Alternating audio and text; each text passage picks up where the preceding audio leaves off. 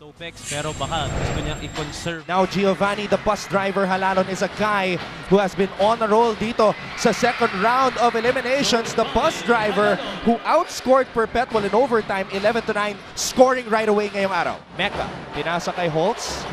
Holtz, top of the key, pinasa kay Gumaru for 3. Donald Gumaru knocks it down. Galaw, I like that adjustment. Hindi sila manganap ng opensa kanina. And Victor right on cue. Kaya lang naiwanan siya. Lazy pass, natapik ni Soliman. Victor Gejol, humap step sa loob. Victor Gejol na naman. Mikey Reyes at syempre at courtside. Kasama rin natin si Roxanne.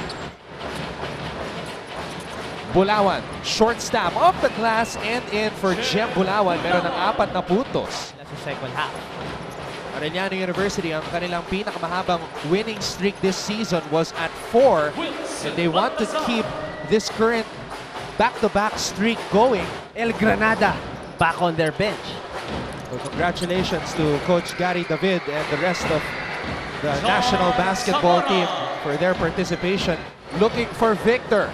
Lugo, blocked by Salado. Soliman from the free throw line. Ito dati. Nichols, all day to shoot. Napasobra. Giovanni Halalon na naman. Giovanni Halalo! Di pa masyadong mataas ang scoring output. A big LPU fan. Kaya pa nga daw ng LPU makahabol dito. But yan si Holtz.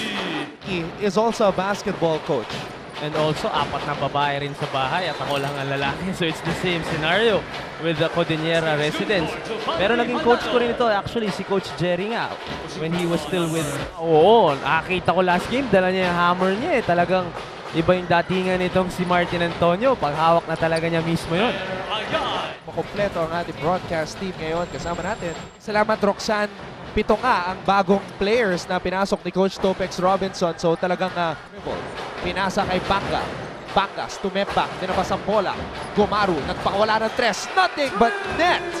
Yung mga ganitong klaseng panalo, if they hold on to win this game, yung lahat nakakontribute, talagang lahat masaya pagbalik sa dugout.